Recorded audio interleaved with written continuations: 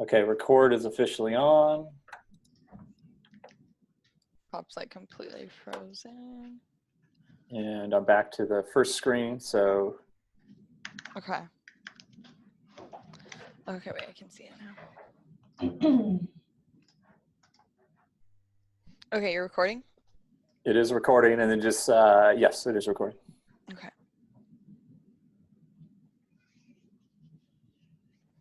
Hello, everyone. We're gonna get started here. Thank you all for taking the time to join us today. We've really enjoyed these workshops, and we hope that you guys are too.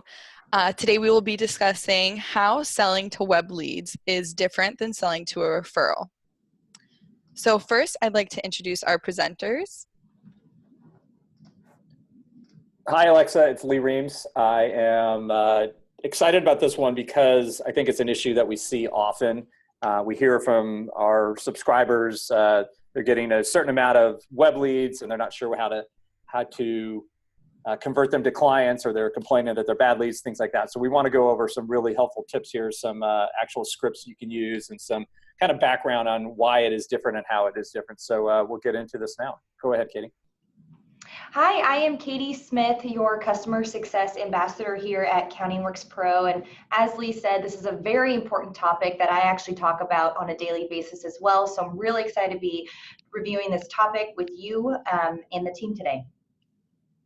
Hello, good morning. This is Steve Anderson. I am the Senior Business Development Manager here as well. And I'm similar to Katie and Lee, really excited about this topic because it is a great topic to talk about in regards to the different types of clients that come in and potential clients, and how to nurture them in different ways. And I am Alexa Myers. I am the marketing manager here, so let's get started.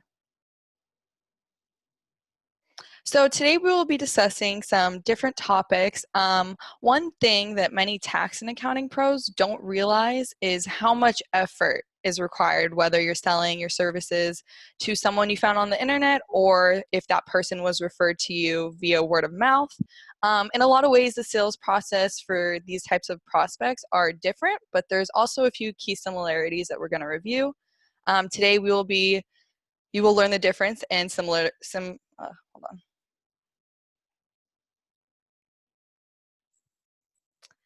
In this workshop, you will learn these differences and similarities, as well as some tips on how to sell to these different types of products. So, oh my God, I can't talk. Sorry.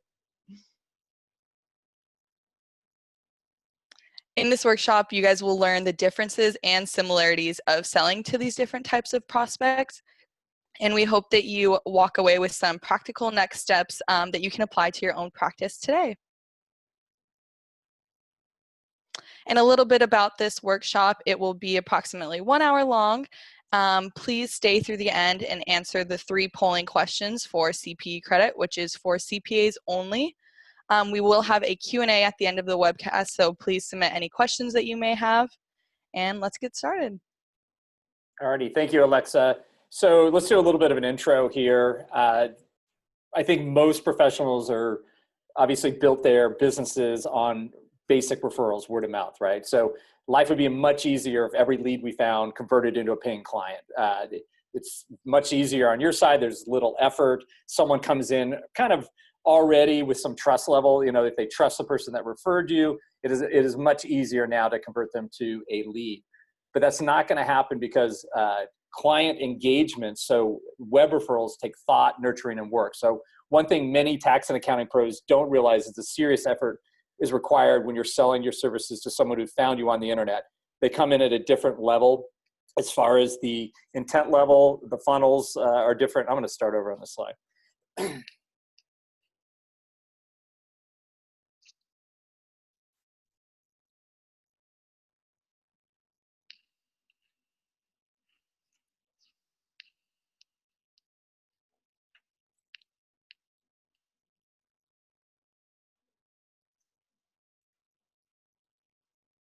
So as an introduction, you know, we always look at how can my life be easier to build my practice, right? So what is the easiest way? And we hear it over and over again, obviously word of mouth and getting referrals from clients who are very happy with you. It makes it much, you know, your life much easier to grow. The issue today is that that process has changed. It is much more transparent. Prospects now have many more resources for people and places to ask for referrals. So you basically have kind of a hybrid of what the traditional word of mouth used to look like and kind of this new world of web referrals. So how you deal with each channel as they come through, kind of the user experience, how you nurture them is a little bit different. And today's workshop, we're going to go through that and break it down into different ways. So let's get started. How referrals and web leads are different. So what are word of mouth referrals? So this is the traditional, the way the entire industry has been built year over year. Prospects that come to you after being referred by a friend, family member, or other connections, some colleague, are considered word of mouth referrals. So these are personal recommendations made by a third party for the mutual benefit of both you and the potential client. So referrals in the tax and accounting space. So referrals are prospecting gold for tax and accounting professionals. Many practices, and we see this, we have a tax buds chat we do on Twitter each month, and all we hear about, referrals, referrals, referrals. So many practices happily declare that their business are built entirely on word of mouth referrals. And what's great about this is, it's the easiest way to grow. You're qualifying the type of people that are coming in, so they're most likely friends or colleagues of people that you work with now. So it's a much better process. The issue with the traditional word of mouth referral is it as scalable, and are you stopping your growth if you jumped into the what we call the machine side in the web referrals? So it is true that referrals are incredibly valuable for building a successful practice. So why referrals work? And to me, these are mostly obvious, but we're going to go through them because I think it helps differentiate the other side as well. So in most cases, referrals are already at the intent stage of the marketing funnel. We've talked about this in previous workshops. We're going to show that funnel again.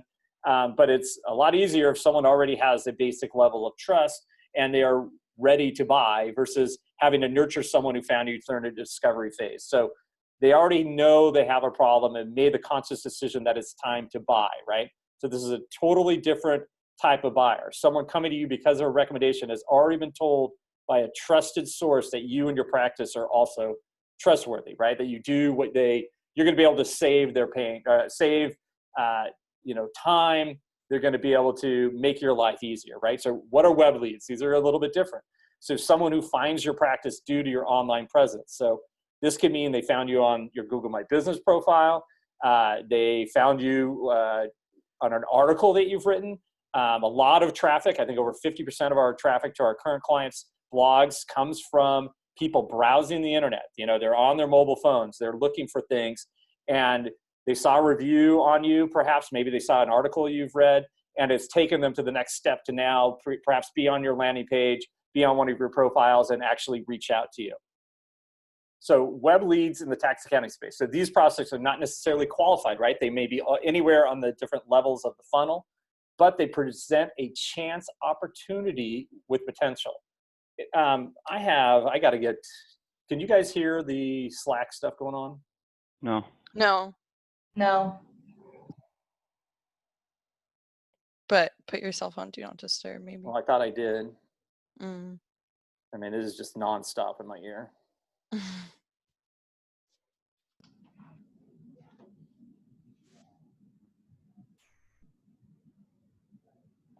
And Lee, I can also talk like on 29, slide 29 and 31 as well if you want to. I'm just going through them.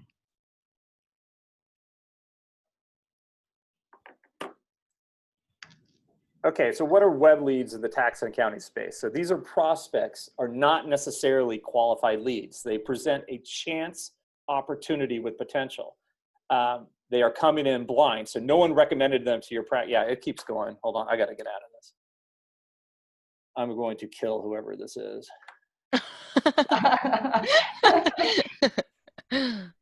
I just quit Slack altogether. It's like literally every 3 seconds someone. Oh my God. Oh yeah, I think you can turn off the. Yeah, I turned it off altogether. All right, so let's start over again. And this has been going from the beginning. I almost wanted to start over. I'm going to start over.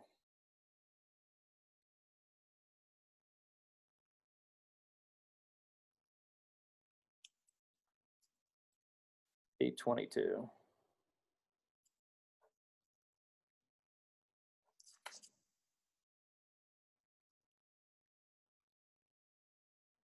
Okay, so let's get started. One of the biggest things we want to convey during this workshop is kind of the difference between what a traditional word of mouth referral looks like and what a web referral looks like. And in addition, we want to talk about what has changed on the traditional word of mouth referral and some of the things that you can do to help make that process move along better than it does today.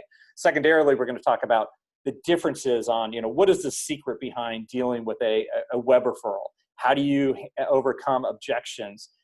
They don't want to work with someone virtual. You're not next to them. There's all these different fears and anxieties, and they come in at different levels of intent. Maybe they're just doing some research and they saw something that you wrote. So you handle these web referrals a little bit differently than you would a traditional referral. So let's break this down. How web referrals and leads are different. How referrals and web leads are different.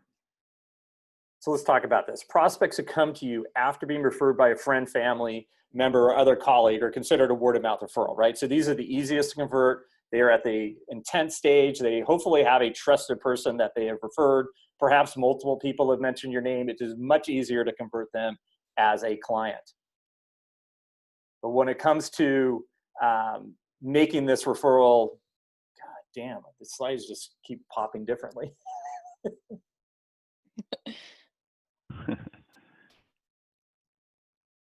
So referrals are prospecting gold for tax and accounting professionals. Most practices will definitely adamantly just say, hey, this is the only way I grow. I grow entirely on word of mouth referrals. This way I get people that are similar to clients that I currently work with. They're easier for me to convert.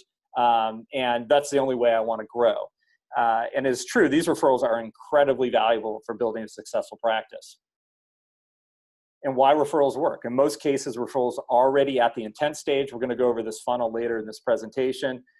They know they have a problem and they've made the conscious decision that it's time to buy. So someone coming to you because of a recommendation has already been told by a trusted source that you and your practice are also trustworthy. So what are web leads? So someone who finds your practice due to your online presence. So this could be, someone is on their Saturday or Sunday just browsing the internet.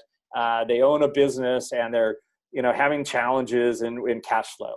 And they're, how do I improve my cash flow? How do I make my accounts payable, run smoother? I'm having problems with payroll, whatever it is. So they're Googling different search terms. A lot of these are long tail search terms. So meaning they're not just tax preparation, but they are, how do I improve my cash flow? That is a long-tailed search term. And what you want is these prospects to be able to find your content. So that's what our blogs, that's what our social media posting is all about. So web leads are people that find you through your digital presence. These prospects are not necessarily qualified leads, right? So they may just be at a research phase, right? So they don't even know, they may know they have a problem, but they don't know I'm actually going to need to hire someone to solve that problem, right? So at this point, they're still gathering information. So we call this a chance opportunity with potential. They're coming in blind, so no one has necessarily recommended you. So there's no personal connection. Their decision about whether or not to contact you will be based solely on your digital presence. So what kind of reviews you have? Do you have case studies? Testimonials, whatever. What is your reputation? Does your website look professional? This is how they're going to determine whether or not you seem trustworthy and credible. I'd also like to add a little bit to that slide, if I may, Lee, going back to the difference between what a referral is compared to a lead, because again, I talk to a lot of our clients on a daily basis on this topic. And just as Lee said, it's a chance opportunity with potential to become a qualified lead, because at the end of the day, a lead is not qualified. A person who's been given a lead, there's really no assurance that things will even pan out. So if you think about it, the lead, from the lead standpoint, they haven't even been given, let me start that over.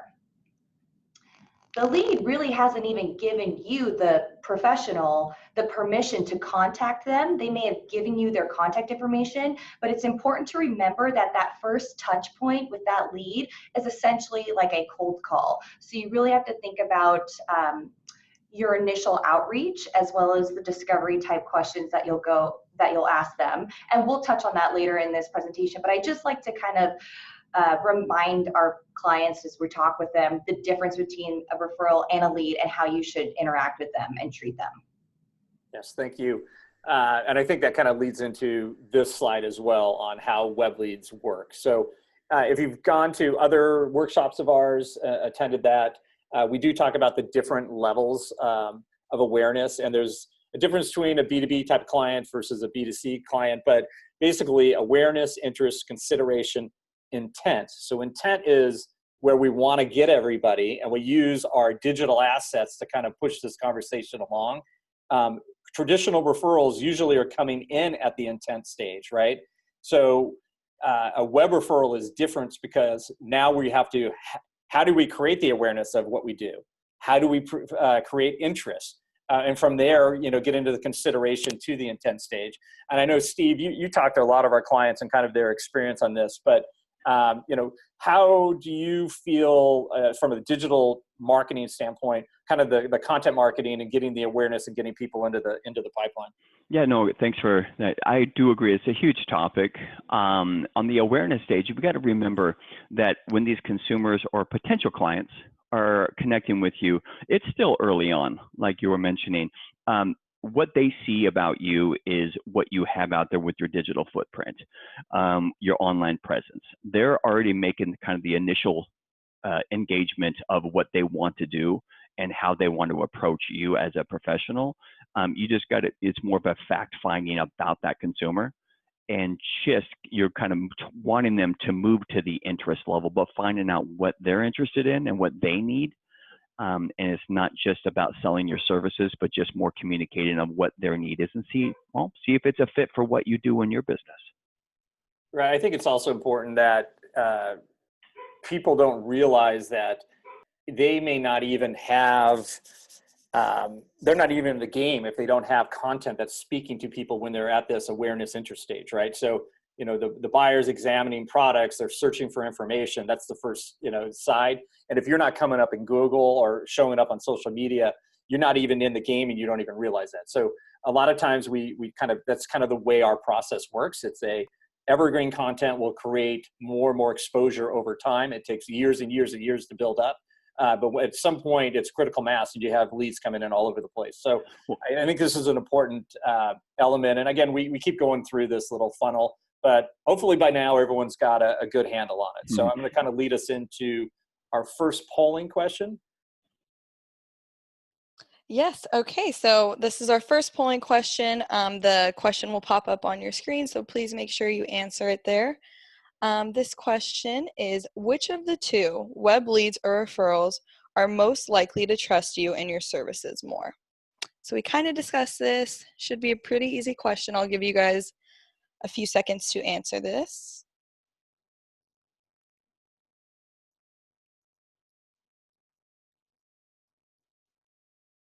All right, and the correct answer is B, referrals. Referrals are most likely to trust you and your services more because someone referred them and you have a sense of credibility and trust to you already.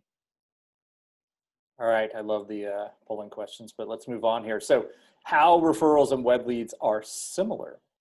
So the similarities, they will see your online presence and it will affect the decision of whether to work with you or not. So this is everything we talk about on reputation, showcasing expertise. How do you do that? I get great reviews. I make sure I push those reviews out to every channel that I can. I post them on social media. I make sure they are front and center on my homepage. We even suggest including them off of the blog articles. So those are ways to start getting that reputation of yours out there. So some pros have issues converting their leads into clients, even when they are word of mouth referrals. And I think this is one of the biggest points we have with clients who are struggling. You go to their website and literally they don't do any of this at all. They don't show their referrals. They haven't allowed us to, start the referral campaigns for them. And it makes a big difference, right? So think about any product that you purchase right now.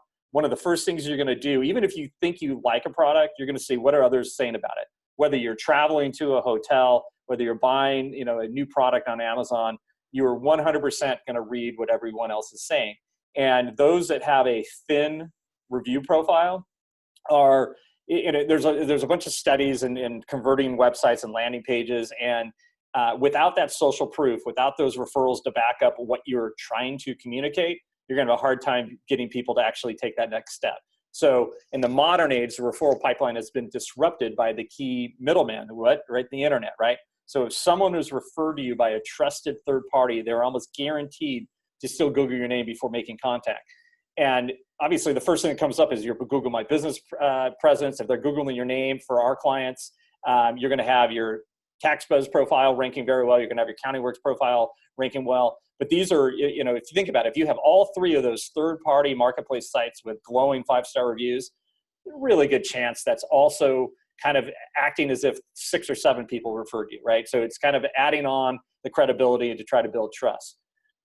So what kind of first impressions are you making online? And we're going to go through this, even though a lot of this we try to push our clients to be successful.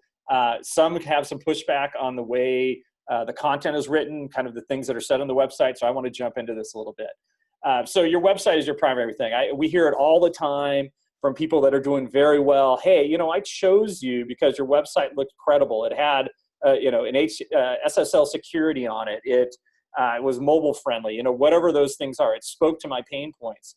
So the question is your website an accurate representation of your practice? And does it make your clients want to work with you? And I say this because sometimes people are going after a specific niche, for example, but yet their website is very generic. So it's talking accounting on a generic level versus I work with restaurants, okay? And how am I helping restaurants, and what information do I have about helping restaurants that others don't have? And if your website can start communicating that, it's going to start, helping the conversion process. The other big item that we see often, and I go through and audit some of our websites. I know Sarah and the team and Katie and everyone, Dex is doing the same. But one of the big things we see is the lack of a current and professional photo and headshot. And even recently with our conversion tools, we've been going through and doing landing pages. And, part of the problem is some of the low quality photos that were being sent over. You look at that and you're going to say, okay, how is this going to make my, a person visiting your site all of a sudden, oh, I want to work with them, right? You want it to feel approachable. You want to feel trustworthy. You want to feel friendly, credible, whatever it is. So having a current and professional photo and headshot is imperative. If you're currently not adding these of all the team members, having these bios, it's the second to third most trafficked page on your site. You need to do it. So after this, that's one thing we strongly suggest. Present visitors with multiple contact options. And one of the, just so at FYI, our greeting bar conversion tool, our chatbot, is by far the #1 converting tool so far that we're testing out. I know sometimes professionals are very opinionated where they want their chatbot or their tools.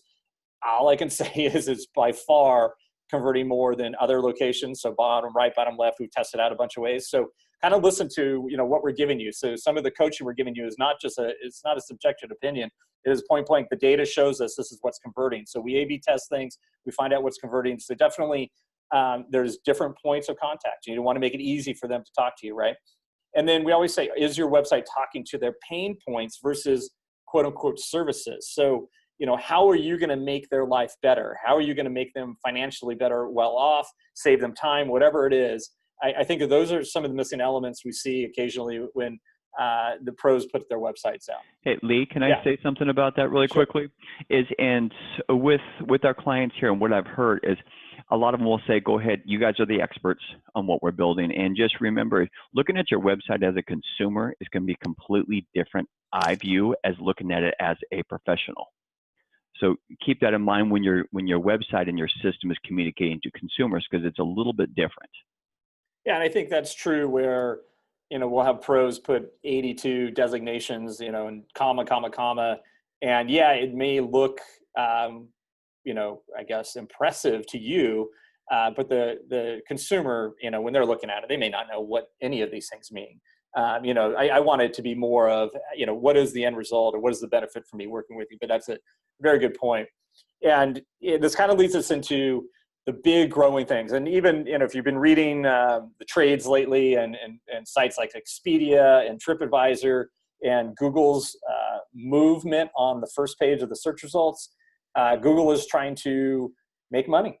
they make money through advertising, they make money through controlling the search results. So if we like it or not, Google My Business is becoming more and more important to your practice. So make sure that every office you have that has a physical location has a GMB set up. If you have not shared that with us, or if you've had issues getting your PIN number to get it claimed, please send that over through the customer success team. But every pro should have reviews under the Google My listing, Google My Business listing. And what's great is the Tax Buzz and CountingWorks will also be syndicated to your GMB. So meaning that you'll see reviews from across the web. Those will also be there. So you want that Google map, you want that Google My Business profile to look really solid. And as Google has gone mobile first, the real estate is getting smaller and smaller. So think about it. The old days, you're thinking of a desktop and search results. Now think of a little screen. So that is why, as things become tighter and tighter, the importance of optimizing the Google My Business profile becomes more and more important. And it's also a big signal as far as how you're being ranked. So definitely optimize. Let us help you optimize the GMB account. I think it's an important element that sometimes people forget or kind of kick to the side. I got busy. I wasn't able to get it claimed. And we have some interesting things coming forward on GMB and some new tools as well. Social media. And this is a simple one. It's basically be where your clients are hanging out, right? So they spend more time on their social media apps than any other app.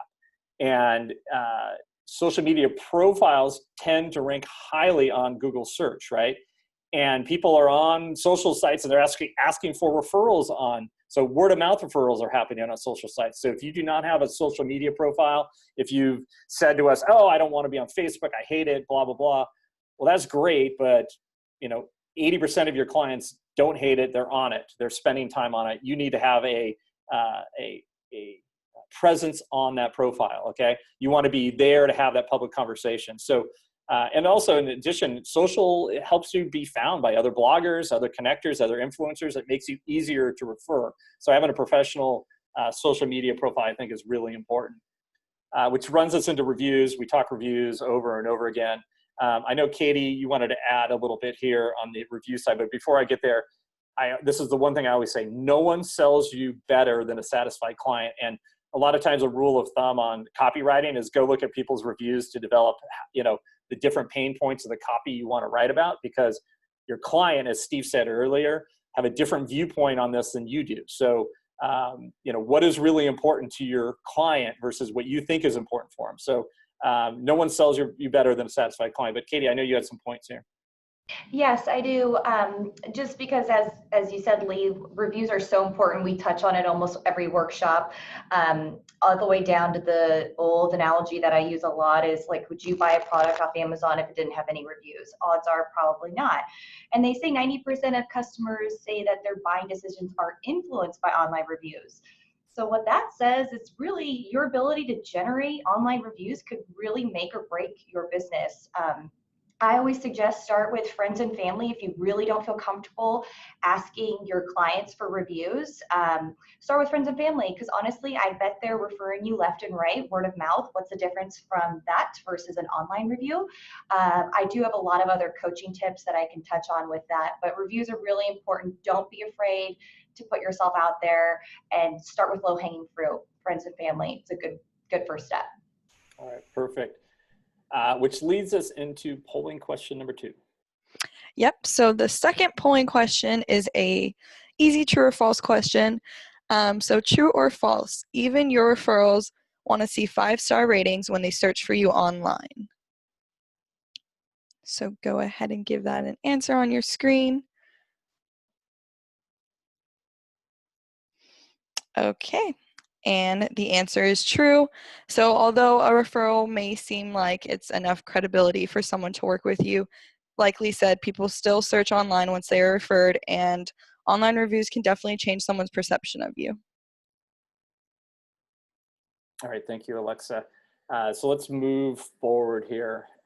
So this is kind of the meat of this workshop. So I think everyone thinks they know how to deal with the regular word of mouth, but let's start talking about different types of prospects and get into what web referrals look like. So word of mouth referrals example, Karen asked for a recommendation from a friend or colleague. She gets a few different recommendations, and then she Googles the name of several accountants. This is the way the modern day referral happens. So very rarely are you going to get away with not having this part take place. So based on what they see, they'll decide whether or not they're going to contact you. And this is where that research that's happening about your firm is happening, whether you know it or not. And if you don't have this strong digital footprint, things that we help you do, this is the core to what our product is all about. They may decide to go work with another professional purely because you didn't follow the site. So you want to look trustworthy. You want to have these great 5-star reviews. The other side, the web leads example. So Michael's aware that he has a tax problem and he's doing on research. And perhaps he got a CP 2000 notice, whichever one. He's going to search information about that. He actually finds different tax professionals who are speaking to that particular problem, right? They have a solid digital presence, they're indexed. He decides that he likes an article that one professional wrote. Hopefully it's one of ours, which we see all the time. And they then review and read and decide to reach out to that professional. So that's how the funnel has changed. So you kind of can see the difference between the two paths here. So introducing yourself to word of mouth referrals. So referrals, there most likely be fewer objections to encounter, right? So hopefully they're already coming in trusting you. So we call this an engaged introduction. So an engaged introduction is a collaborative effort where the referral source works with you to make sure you get connected to the new prospect. This type of introduction gets your foot in the door and establishes a genuine connection between you and the new prospect. So it's highly probable that if someone was referred to you, they're already aware of your location, work style. Someone's already said, hey, they're responsive, they saved me X dollars. They're kind of doing the case studies for you, the testimonials for you, right? So meaning that they most likely won't have to come to you unless you fit an ideal client profile. And that's the thing we were saying, and you obviously see that now. A lot of word of mouth referrals are more like current clients you already have. So whether that be a particular niche that you're working in or a particular type of clients, high net worth clients ask high net worth people, for referrals. So that's kind of an obvious here. But so now comes into the introducing yourself to web leads. So let's start here. I have a little off slide kind of commentary, but one of the things we hear is, well, they don't want to work with me virtually, or I get a lot of leads, but they're from, another county over, or, they're 30, 40 miles away, or they're in another state. So you want to, for sure, let prospective clients know up front that you don't live where they live, right? So you want to start building trust right at the beginning. So it's easy to do that. You can provide references before the client even asks, right? So show up front that you're not afraid to show people, these are other people that I work with. So when you're building trust with this type of web lead, it's harder in the beginning stages. So the more open you are and kind of speaking to them, you're kind of already overcoming some of the objections or the anxiety they have. You want to be able to be very responsive to these people. So, you're kind of showing off how it would be like to work with you. So, they're going to pay big dollars to work with you, right? So they don't want to feel anxious when they start this process. So this means you need to be very available. You need to be responsive to emails using whatever different technology you're using, whether you're using Zoom, Slack, or whatever. So these are kind of things that kind of add up. So how can you convert more of your web leads into clients, right? So let's go back to our funnel. Many web leads will be higher up in the marketing funnel, so they're not ready to hire you yet. So if you use the same approach you do on a traditional intent buyer referral, it's kind of put off, right? You're not really speaking to them at the level or the stage that they're in. So you want to help them see the value you can add to their personal or business life. And I'm going to go into a few things here. I think, Katie, you had something to add on this one. Yes, let me, second. I'm sorry, it was actually the next, the one before that. I wasn't paying attention. Well, the good news is then we can cut that. Okay, thanks. All right, slide 29, cut. I'm going to have fun cutting this one up.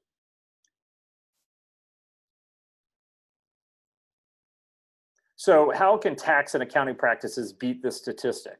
And we're going to go through a few of these things here. The initial discovery, the continued engagement, the nurture your leads through content marketing and wrap things up. But I think the initial discovery call, which we're going to jump in next, these are some good pointers that work. And the whole concept here that I want you guys to understand is we want you to be in the driver's seat of the conversation. So the last thing you want to do is make it so you're not asking the probing question. You don't want the prospect to already have what's in their mind, might be their objections or their fears or concerns.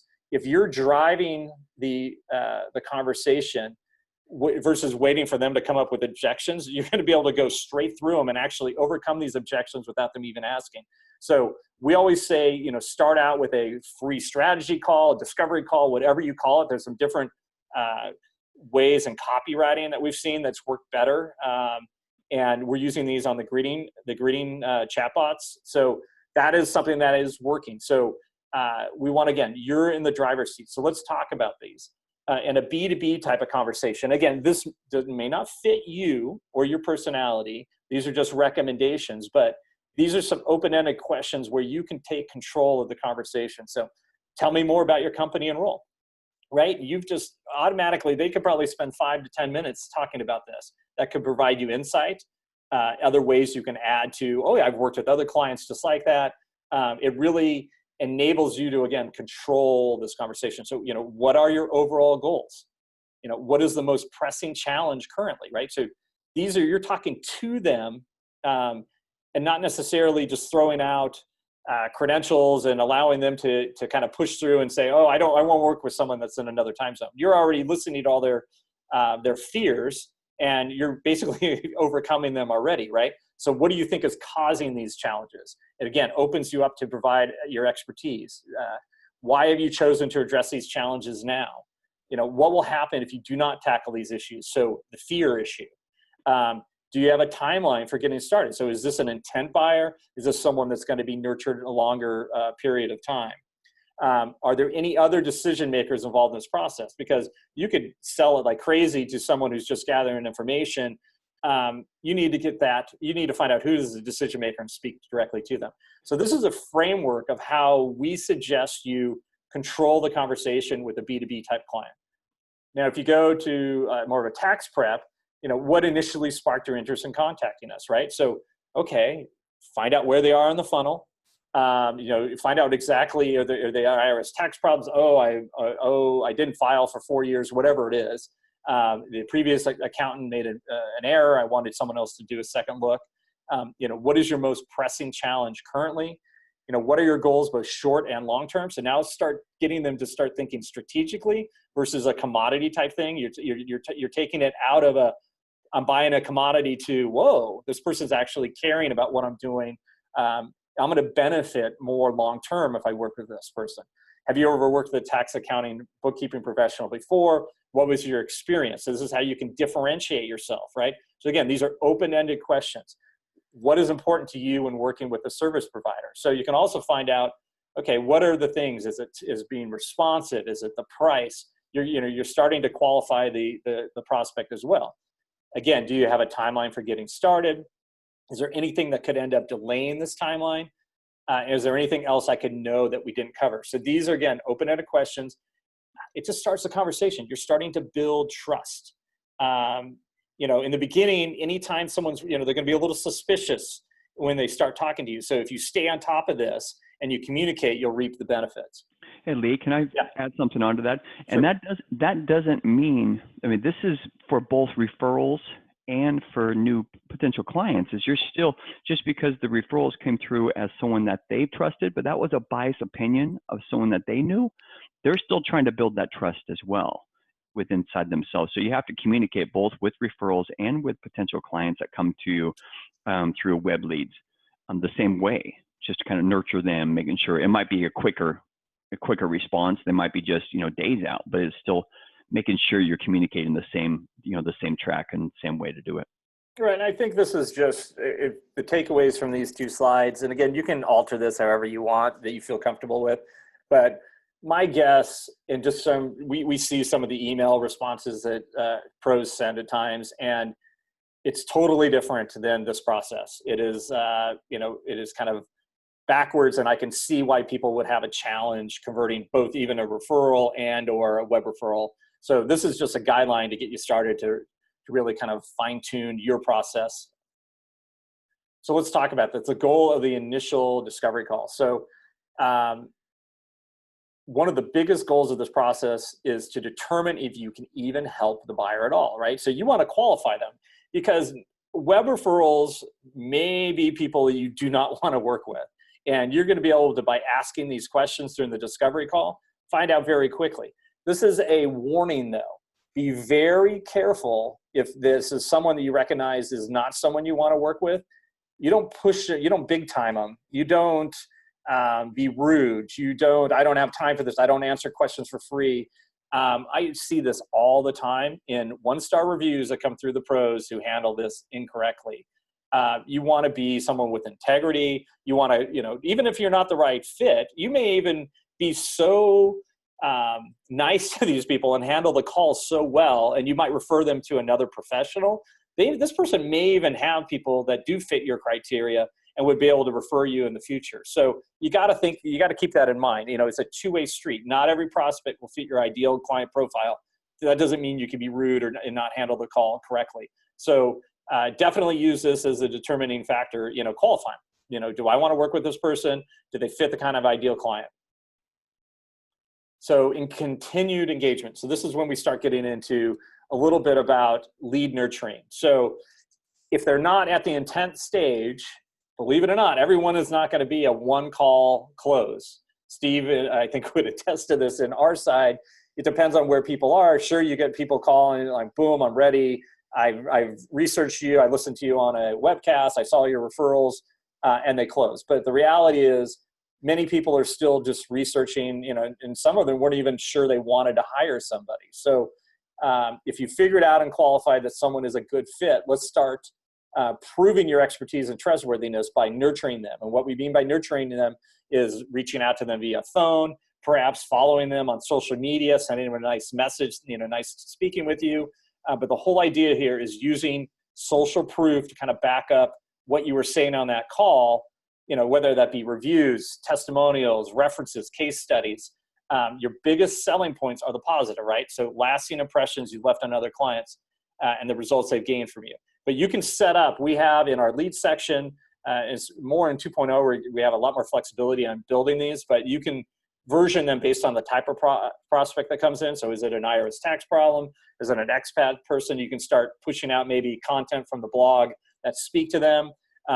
In between that, you might send them out to one of your review profiles. So using the lead nurturing tools, I think, is a huge thing. So share relevant content, right? Email is still the best delivery method. And we have it set up that you can do, we suggest 4 to 6 contacts, last 30 to 45 days. Try to make it conversational, not selling. Maybe ask some open-ended questions in the messages that you send out, so it makes it easier for the prospect to respond, right?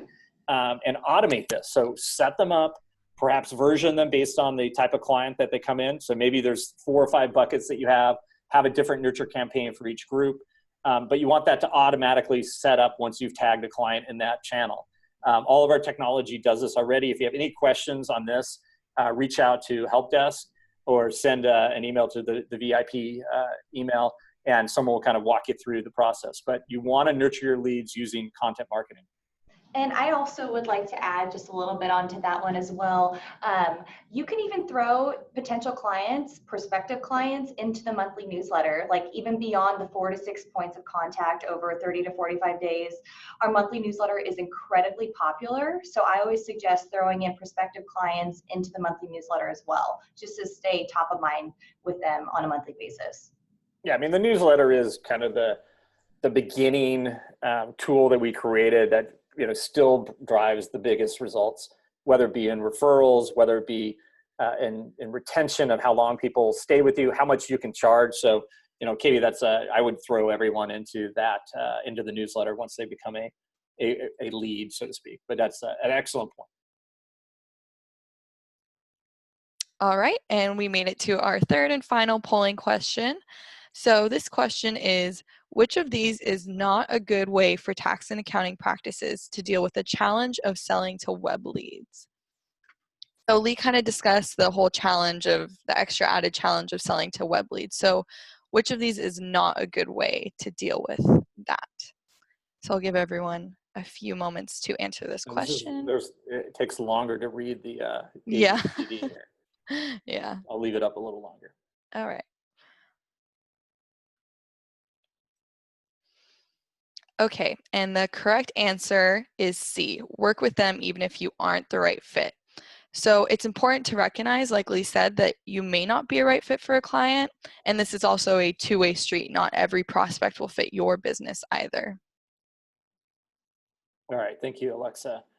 So let's, we're getting near the end of the slides, and I think we have room for a few Q&A. So wrap things up. So making it easy to contact through various means. So email, web conferencing, we use Zoom meetings, even having, you see a trend right now where people use the video on these conference calls. It's replacing that one-to-one meeting, where I may have met someone at a meetup meeting. Now I'm able to use technology to do a similar type of experience.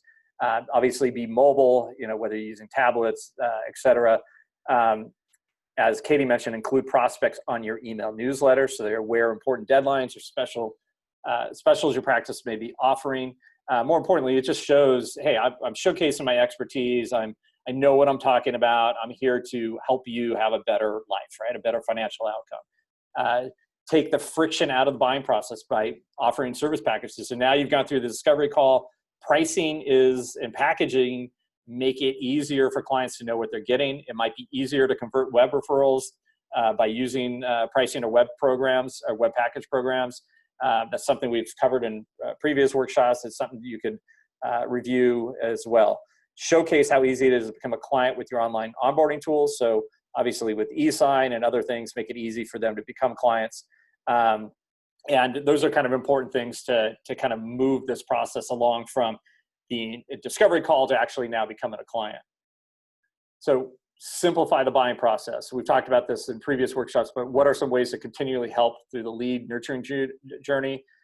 Determine how and if you can help the buyer. Uncover the problems, pain points, or challenges you can solve for them. Set clear expectations. Provide value in all your emails and calls. Do what you say you are going to do every time. That goes back to this whole thing about being available. Since you can't meet face-to-face, you better return phone calls, emails, instant messages, etc. It may be irrational, but if you're local, the client often feels you're going to be closer to them. If you're remote, this is the way you can prove that, right? So that's where some of their fear is. Do what you say you're going to do every time. Be transparent in every interaction. Don't hide anything. And share your expertise during the sales process. So, show off, basically talk about other clients' situations, how you resolve them. This all goes back into the discovery call and asking the right type of questions. I think that will then help you deliver an answer, this kind of nurture journey. So it all kind of ties in if that makes sense. So the next steps, how can I help? So make it easier for satisfied clients to refer you. Be responsive to inquiries as quickly as possible. Build a solid online presence. We do this for you. I'm speaking to those right now who haven't put their social media sites up, haven't allowed us to do the review campaigns. Those are tools that help you build a solid online presence. Without it, it's going to be much harder to find leads, for leads to find you, more importantly. Make sure you have glowing 5-star reviews. We write this for you, but write informative content for your blog. Obviously, if there's some niches that you work with, go ahead and add that to the custom articles and join the public conversation on social media. Be active. When you see topics that you can add value to, jump in. Your followers will see, you participating. You might find some clients through, just even the kind of the answers that you're providing. So these are all very key elements. But that kind of wraps it up. I think we do have some time for Q&A. So Alexa, if you want to look over 3 or 4 questions, I think we're good to do that. Okay, great. So the first question that I have is, how do I set up a nurture campaign? So we have default, and we talked about this a little bit, we have some default nurture campaigns already set up for you. But what I would recommend is step back and decide what are the different channels or types of clients or prospects that you're trying to find, right? And then develop content and messages, or a series of messages that speak specifically to those type of niches. And what I mean there is, if you're going after dental firms, for example, and you have testimonials from some other dentists or dental practices, you know, have that be in that nurture campaign. So we can provide you the tool to do it, but this is where you definitely need to be a part of the conversation. You know, we're not a full service ad agency on this kind of stuff. So we definitely need, we're going to give you the outline on how to do it, but we definitely need some information and some guidance from you in setting these up. We do have in our help desk and our knowledge base a section on how to set up a custom lead. Again, in 2.0, we're adding a lot more functionality and make it easier. So that would definitely be something to look for. You can always send an email to the VIP email. So ask help desk if you need for additional assistance there. Okay, great. And this second question is specifically for Katie. Someone said, I don't feel comfortable asking for reviews. What do I do? Great question. So I think it depends. I think it depends on how big of a client database that you have. If you're just starting out and you don't want to ask maybe your 1 to 2 to 3 to 4 to 5 clients that you have, I would say think about friends and family. But let's say you don't want to go the friends and family route, then I would go with whoever you just closed a transaction with. I would refer to that as the low-hanging fruit. You just have a simple conversation. It's a pleasure working with you. Would you feel comfortable leaving me a 5-star review on TaxBuzz or on Google My Business or on CountingWorks? I always like to be specific in the amount of stars that you're asking for, because some people, believe it or not, get confused between 1 and 5-star. We're looking for 5. So that's what I would recommend. But you know what? There are other ways that you can get reviews, such as client case studies. So if you have a lot of good data and good information on successful clients that you've worked with, thinking about creating a case study is a great option if you don't feel comfortable asking for a review. Yeah, and I think to add to that, even though I can't believe they didn't want to hear my input on this question, but the case studies for us that we put on CountingWorks Pro are some of our most visited content. And so people like to read, you know, stories that other professionals or other clients or other people with a similar pain points, you know, how have they done? What have they done? What is their experience? I think it's a huge one. All right. Great. Thanks, guys. And the third question I have is, what tools do you use for discovery calls? Yeah, so we use a couple different tools. Right now we're on a Zoom meeting.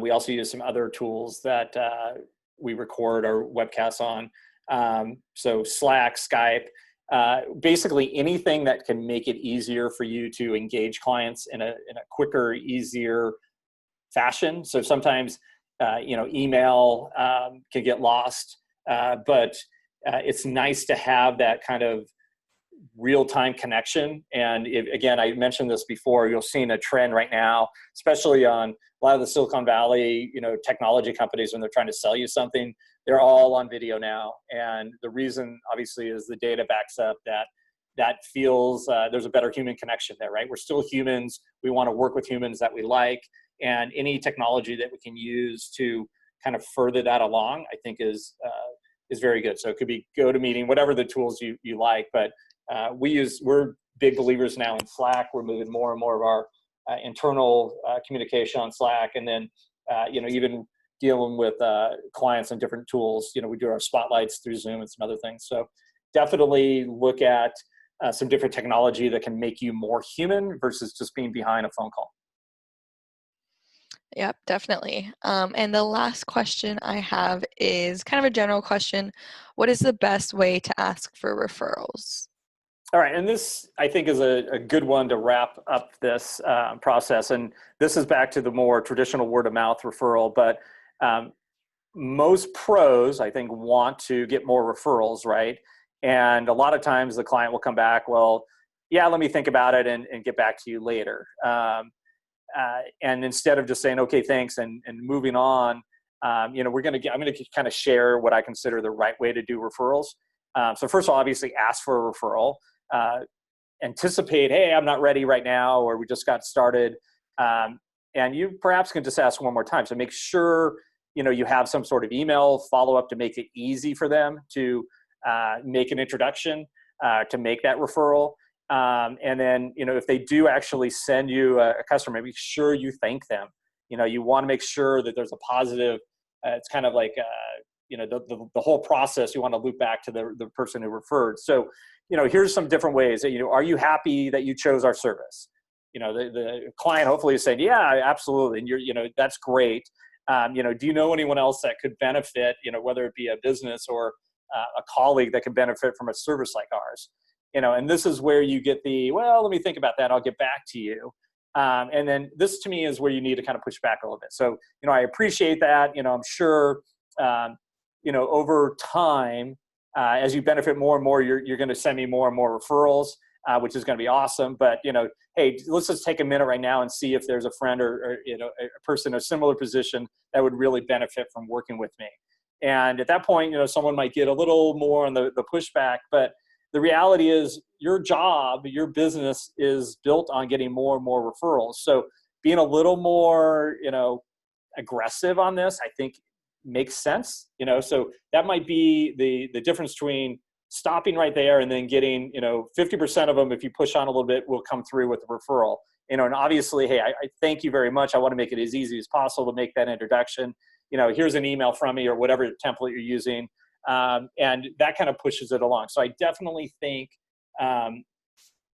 being more aggressive when it comes to asking for referrals and basically saying, hey, obviously you've benefited greatly from working with me. I want you and your friends to also be, benefit as well. And even say, it's not a bad thing to say, hey, my business is built primarily on word of mouth. This is the way I grow. And if you can assist me and help spreading the word, I really appreciate it. And you'd be surprised how many people will jump in. But I think a lot of times people aren't, they don't even put this in their process. So that's a good way to do it. So that kind of wraps this up today. As usual, if you have any questions, please reach out to our 800 number, our customer support area at 800-442-2477, extension 4 is help desk. For email, the growth clients, we have that special email for you for customer success. It's VIP@CountingWorksPRO.com. Again, we appreciate you attending this workshop, and we thank you for your patronage.